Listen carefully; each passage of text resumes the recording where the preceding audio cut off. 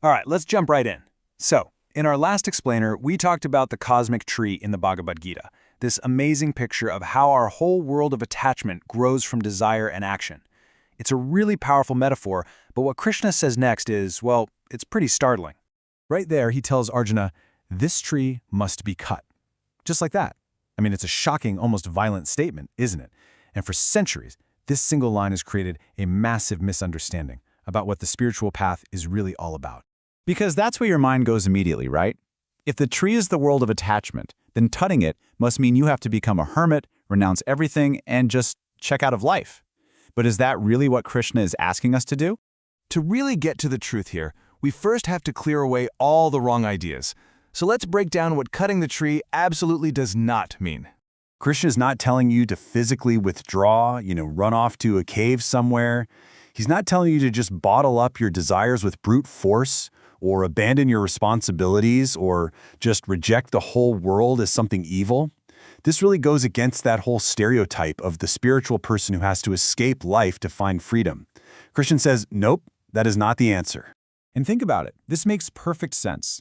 The entire Gita, everything up to this chapter, has been about engaging with life the right way, about doing your duty, your dharma. If Krishna suddenly turned around and said, just kidding, run away from it all, his whole philosophy would just completely fall apart. It would make no sense at all. Okay, so if we're not supposed to cut our actions or our duties or our life itself, then what's the real target? What is this tree that actually needs to be chopped down? And this is the real target. The axe isn't meant for the tree of life itself. It's meant for its root. And that root isn't out there in the world somewhere. It's right inside us. It's that deep, unconscious belief that says, I am this. The whole cosmic tree grows from this one little seed of a thought. We play the part of a parent, a professional, a friend, and we start to think, yeah, this is who I am. We achieve something, we get some praise, we hit a target, and right away the mind goes, this is me. I am a success. And of course, the flip side is just as powerful, if not more so. We mess up, we face a setback, and that story becomes our identity. I am a failure. And eventually, all these little identifications, they all get woven together into this personal narrative, and we become absolutely convinced, I am my story. That story, that's the tree. There's a word for this, misidentification. It's the core mistake we make. It's that false belief that your true self, who you really are, is defined by all these temporary passing things. This is the root of all attachment.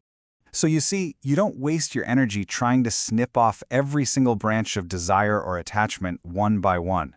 That would be an endless, exhausting job. Instead, you go straight to the source. You cut the feeling of false ownership that says, this is me and this is mine. Okay, but this brings up another huge point of confusion. People hear the term non-attachment and they immediately think of indifference, being cold, distant, and just not caring. But these are two totally, radically different things, and it is so important that we get the distinction. I mean, the difference is night and day. Indifference is passive. It's just checking out.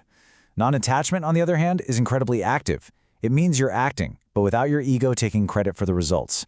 You're engaging fully with life, but without your identity getting puffed up or totally crushed by what happens. You're responding to life from a place of freedom, not a place of desperate clinging. You see, the whole shift is internal. It's moving from a viewpoint that says, this success, this failure, this relationship, this defines me, to a totally different one that says, this is an experience that is passing through me. The event is still happening, but it isn't what you are. That simple change in perspective, that's the axe that cuts the root. So the big question is, how do we actually make this shift? Well, Krishna doesn't offer a 5-step plan or tell you to just try harder. He says the weapon is non-attachment itself, which is really born from understanding. The only real axe we have is awareness. See, attachment isn't some bad habit you can just brute force your way out of. It's a fundamental misunderstanding. So when you see clearly, with real conviction, that all of your experiences are constantly changing, that all the roles you play will eventually dissolve, and that you never really own the outcomes of your actions, well, the grip of attachment just naturally starts to weaken. You don't even have to fight it. And that's really the key takeaway here. You can stop fighting all the little branches of desire, and instead, you just stop feeding the root. And what does the root feed on?